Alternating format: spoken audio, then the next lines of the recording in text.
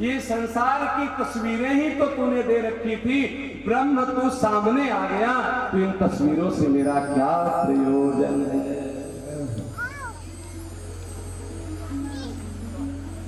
ये है गोपांगनाओं का भाव।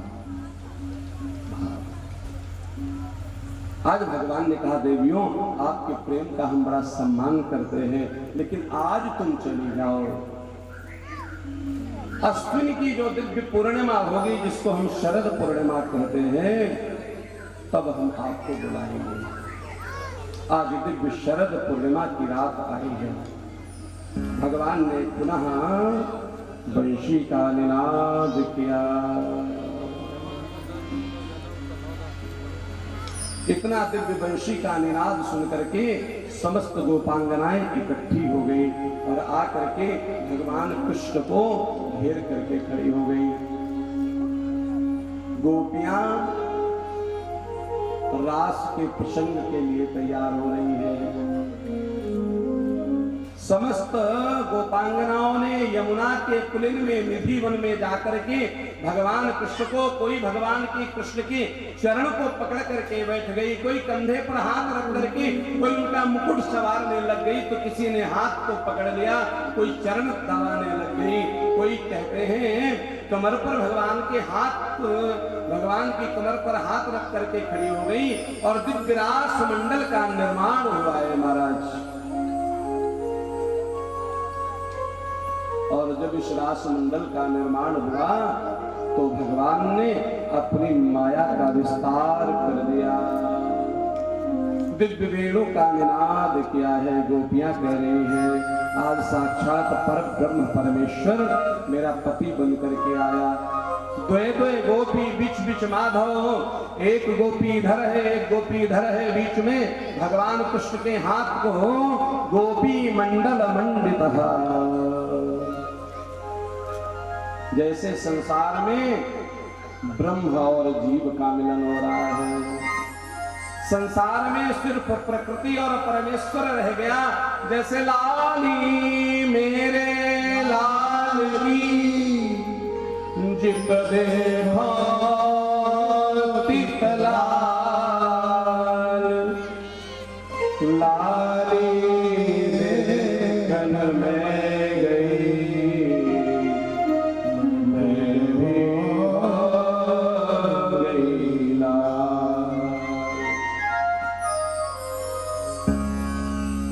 करते करते गोपियों के मन में थोड़ा अभिमान आ गया। मानव के मन में अभिमान आ ही जाता है। ये मानव तब तक इज्जत करता है जब तक उसको मिले नहीं, मिलने के बाद दुरुपयोग शुरू कर देता है। बड़ा दुर्गुण है। बहुत कीमती वस्तु को पाना तो चाहता है और इस हद तक पाना चाहता है कि कल्पना से परे है, लेकिन बहुत दुर्लभ चीज अगर उसको सहजता से मिल जाए तो फिर उसकी कदर नहीं करता। तो गोपियों के मन में अहंकार आ गया, अच्छा इसको ब्रह्म कहते हैं और इसको हम नृत्य करा रही हैं, और भगवान कहते तेरे हृदय में अहंकार का अंकुर उगा नहीं कि मैंने मसला। भगवान अंतर्धान हो गए। और अंतर्धान कैसे हुए? बोले एक गोपी को लेकर के। एक गोपी कौन है? श्री किशोरी जी हैं, राधा रानी है। प्रत्यक्ष रूप से श्रीमद् भागवत जी में किशोरी जी का नाम लेने से श्री सुखदेव गुरुदेव बचते हैं। क्यों? एक तो गुरु तत्व है, गुरु का नाम बार बार लिया नहीं जा सकता। दूसरी बात, जैसे ही किशोरी जी का स्मरण करते, नाम लेते हैं, सुखदेव जी की समाधि लग जाती। अब समाधि लग जाए तो परीक्षित जी को कथा कैसे सुनाएंगे? इसलिए सदा संकेत में ही राधा जी के लिए गुरुदेव सुखदेव जी महाराज जी ने संकेत किया है, संकेत में ही स्मरण किया है। भगवान ने क्या किया? किशोरी जी को लेकर के अंतर्धान हो गए।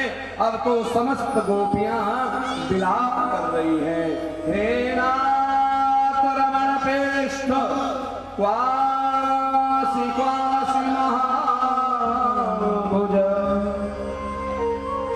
प्रभु हमको छोड़ करके कहाँ चले गए? तब तक दूसरी बोली, अरे देखो देखो यहाँ कहीं किशोरी जी नहीं दिख रही है, लग रहा है किशोरी जी को लेकर के कहीं निर्जन स्थान पर चले गए। तो समस्त गोपियां दौड़ पड़ी हैं इधर उधर खोजती हुई। तो क्या देखा, एक कदम्ब की डाली पर श्री किशोरी जी लटक रही थी। क्यों लटक रही थी? इसलिए लटक रही थी कि भगवान कृष्ण जब चलने लगे, दौड़ते दौड़ते बहुत आगे निकल आए, तो यमुना की बालुका में चलते चलते किशोरी जी के चरण थक गए। तो किशोरी जी ने ठाकुर जी से निवेदन किया, आप ऐसा करो, कैसा? बोले मुझे अपने कंधे पर बिठा लो। भगवान ने कहा, ये माया देखो बड़ी विकट है। अब किशोरी जी को झुक करके कंधे में बिठा करके थोड़ा चले, तो जब जंगल में चले जा रहे हैं आमोद प्रमोद विनोद करते हुए, तो हमारा स्वभाव होता है क्या, जब हम किसी उपवन से निकलते हैं तो उसकी डाली का स्पर्श करते हुए, उसके पुष्पों का स्पर्श करते हुए निकलते हैं।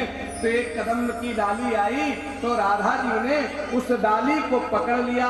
डाली को पकड़ा तो ठाकुर जी नीचे से अंतर्धान हो गए, तो किशोरी जी लटकी रह गई। गोपियों ने किशोरी जी को नीचे उतारा है और कहा, ठाकुर कहाँ गए? राधा जी मूर्छित होकर के गिर पड़ी कि क्या बताएं, हमारे जीवन में कृष्ण नहीं था तो हम कृष्ण कृष्ण कृष्ण कृष्ण कृष्ण कृष्ण कृष्ण कृष्ण करते थे। आज कृष्ण आ गया तो हम समझ नहीं पाए। मेरे मन में एक अभिमान आ गया कि मैं तो ब्रह्म से भी श्रेष्ठ हूँ, ईश्वर से भी श्रेष्ठ हूँ, जबकि राधा जी कृष्ण की आह्लादिनी शक्ति है। राधा कृष्ण बिलग नहीं है। राम रूपे भवेत सीता, राधा कृष्ण एव ही। राम सीता भिन्न नहीं है, राधा कृष्ण भिन्न नहीं है, अलग नहीं है। तो राधा कौन है?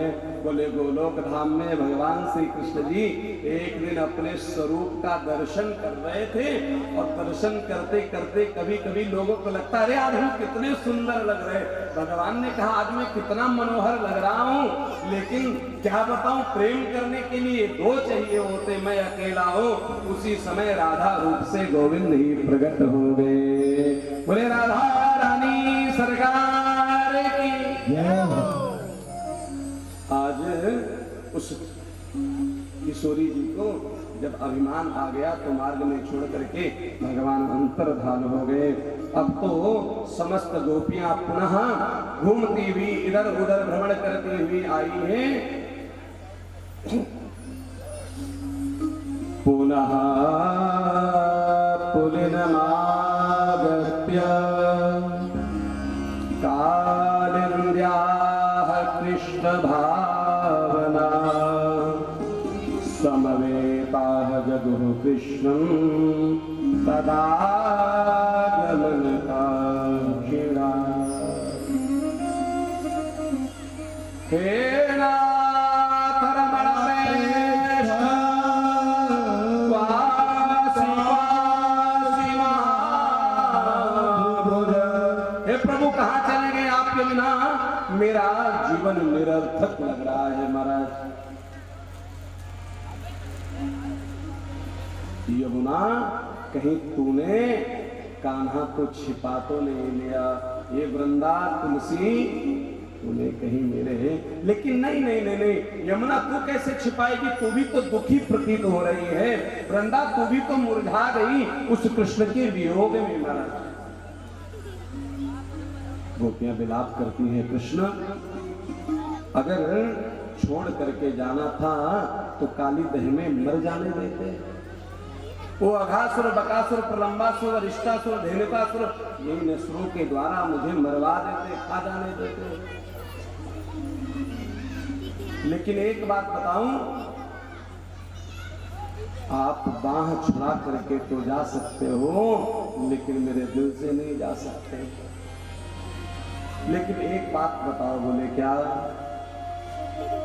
मुरली बजा के मोहना क्यों कर लिया किनारा?